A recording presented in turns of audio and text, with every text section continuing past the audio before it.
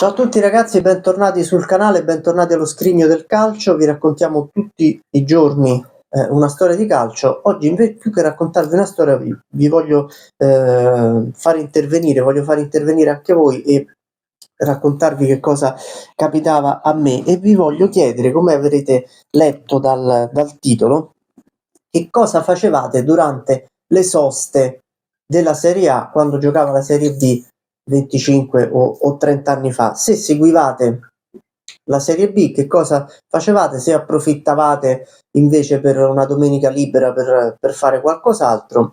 E vi voglio portare anche qualche giornale, qualche reperto delle soste della Serie A, perché io ricordo che quando ero ragazzino, quando ero adolescente, sapere quando c'era l'ultima giornata prima della sosta della Serie A, io iniziavo a pensare che per 2 settimane non ci sarebbe stata la Serie A, e quindi fondamentalmente sarebbero state 2 settimane un po' noiose, perché non c'erano le coppe, perché spesso c'erano delle amichevoli o delle qualificazioni della nazionale che però non mi coinvolgevano come le altre partite, un po' perché per fortuna all'epoca la nazionale non aveva grossi problemi a qualificarsi per i mondiali o per gli europei, un po' perché solitamente l'Italia prendeva la stessa nazionale, prendeva un po'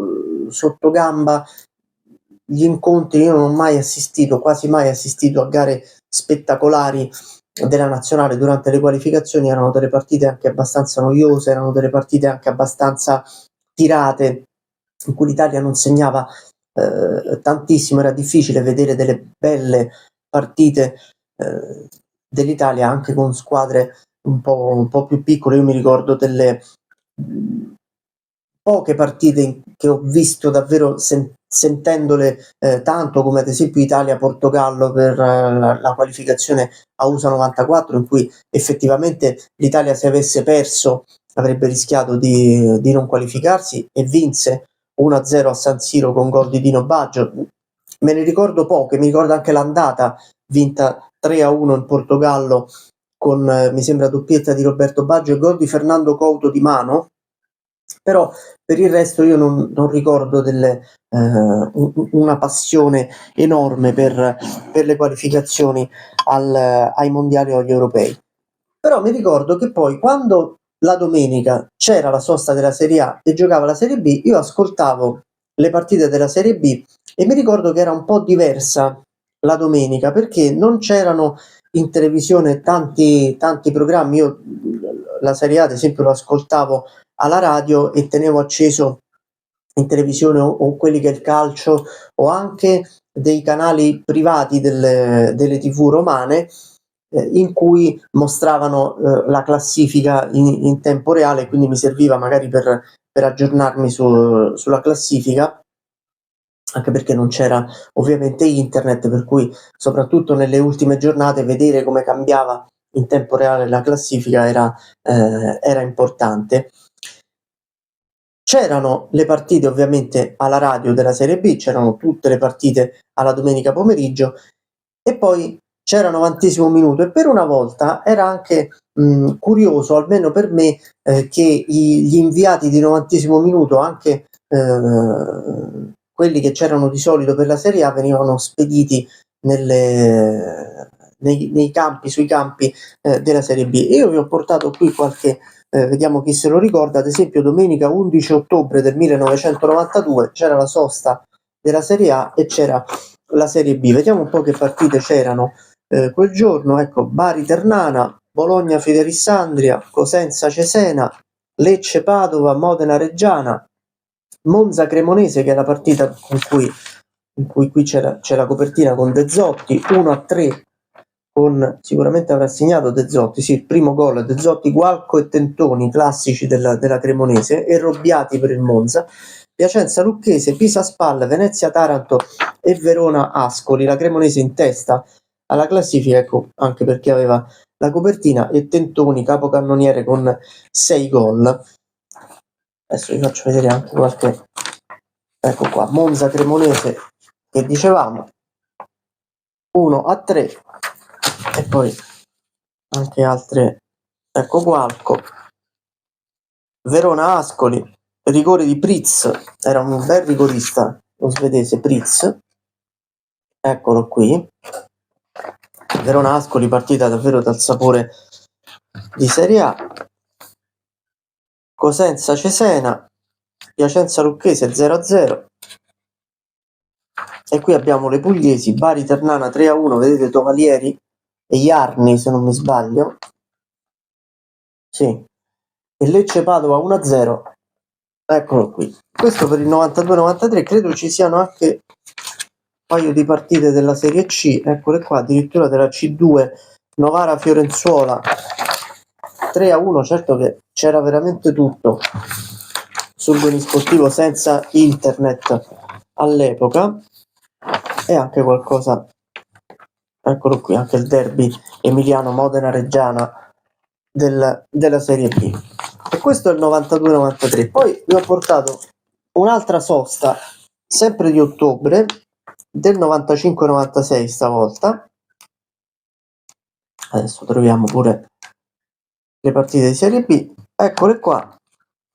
La settima giornata, in questo caso c'è il Genoa in testa alla classifica con 14 punti insieme al Verona.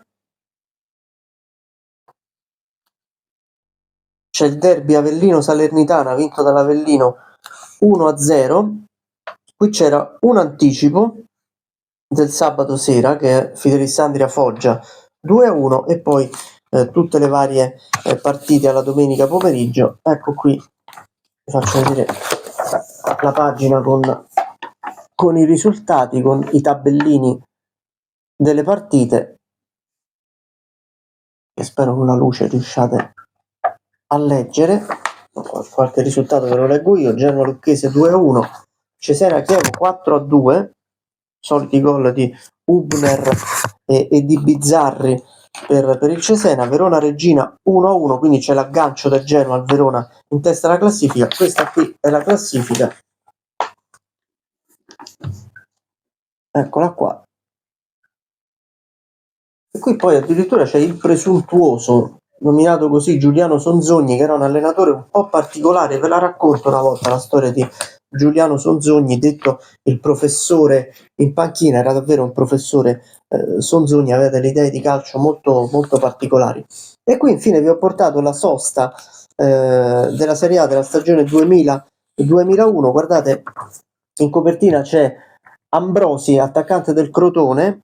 Il Crotone al primo anno di Serie B vinse, se io vado a memoria, questo dovrebbe essere Pistoiese Crotone 0-4, infatti, con reti di De Florio, Fialdini e doppietta di Ambrosi. Era un Crotone molto molto offensivo quello di quell'anno, e non doveva stare neanche malissimo in classifica, aveva 10 punti dopo 8 partite. C'era il Cosenza in testa alla classifica. Pensate che il Cosenza nella stagione 2000-2001 per diversi mesi, forse per tutto il girone d'andata, è stato in testa alla classifica, ha sfiorato, anzi ha accarezzato il sogno della prima promozione in Serie B, in Serie A, che in realtà non è arrivata. Questo è il tabellino delle partite di Serie B di quel giorno. Adesso andiamo a vedere anche se c'è qualche...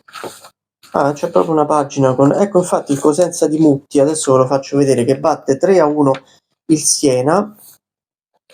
Poi ci sono anche altre partite.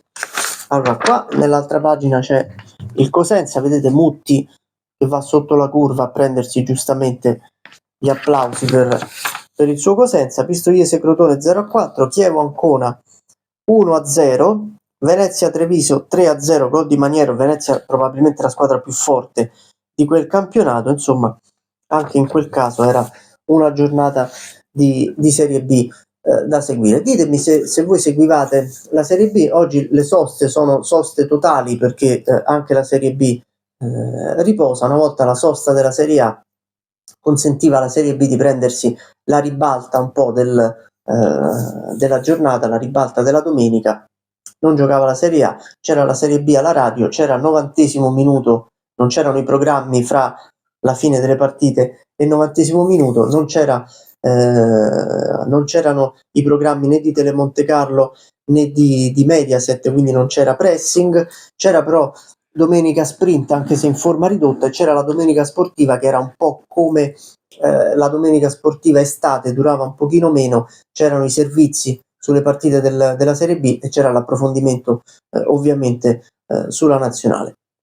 C'è la sosta questa settimana, io quando sto registrando il video siamo alla vigilia proprio della sosta della Serie A, della sosta di novembre, ma c'è la sosta un po' di tutto, il calcio è veramente cambiato e non è più uguale a come era una volta, anche nell'impostazione, anche nell'organizzazione. Ditemi nei commenti che cosa facevate durante la sosta, se seguivate la Serie B. A me serviva tanto seguire la Serie B quando c'era la sosta, anche quando poi ho cominciato a giocare al fantacalcio, perché mi appuntavo i migliori giocatori della Serie B, lo faccio pure adesso, che magari gli altri non conoscono l'anno dopo, e molto spesso questo mi è stato utile per soffiare a un credito anche negli ultimi anni i Carlos Augusto, gli Aramu, che poi comunque si sono rivelati delle scommesse vinte